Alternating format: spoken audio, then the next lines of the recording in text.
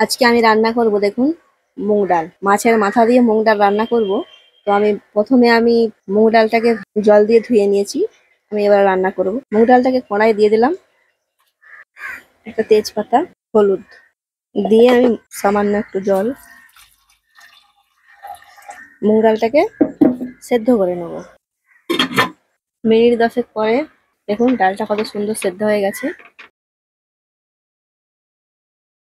এই দেখুন ডালটা সুন্দর সেদ্ধ হয়ে গেছে। এইবার ডালটাকে আমি নামিয়ে নেব। এইবার আমি কড়াই নিয়ে নিয়েছি মাছের মাথাটা ভাজার জন্য। এই দেখুন মাছের মাথা, এতে আমি লবণ আর হলুদ মাখিয়ে নেব। মাছ ভাজার জন্য কড়াইয়ে তেল নিয়ে নিচ্ছি। তেলটা ভালো গরম হয়ে গেছে। এবারে আমি মাছের মাথাটা দিয়ে দেবো।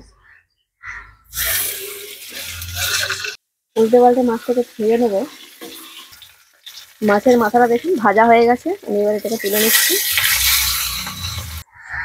ওই কড়াইয়ে আর একটু সামান্য তেল দিয়ে দেবো,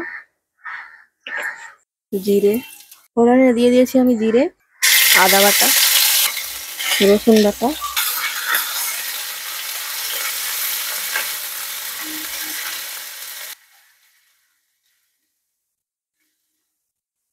আদা রসুন ভালোভাবে ভাজা হয়ে গেছে।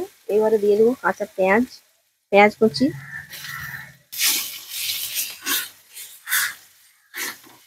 পেঁয়াজটা আধ ভাজা হয়ে গেছে।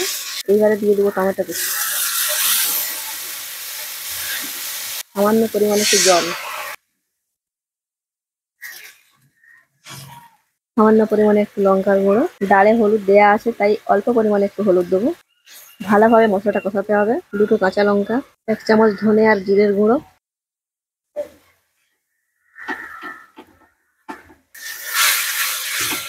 টমেটো গলে যাওয়া পর্যন্ত ভালোভাবে কষাতে হবে যাতে আমার টমেটোটা ভালোভাবে গলে যায়। এইবারে দেখুন আমি মাছের মাথাটা দিয়ে দেবো। ভালোভাবে মশলা কষানো হয়ে গেছে। এইবার মাছের মাথাটা দিয়ে ভেঙে দেবো মাছের মাথাটা।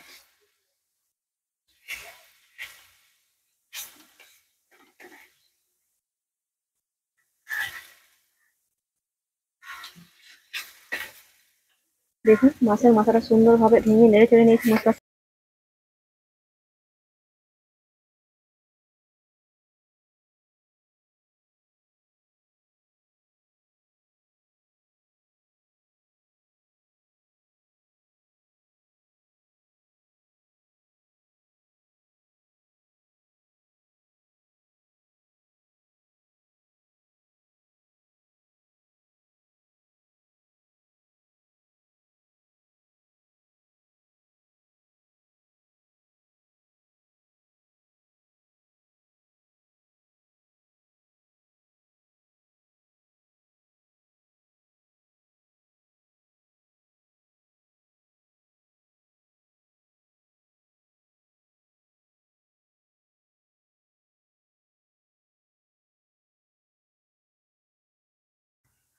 উপর থেকে আমি একটু গরম মশলার গুঁড়ো ছড়িয়ে দিলাম। আর রান্না কমপ্লিট।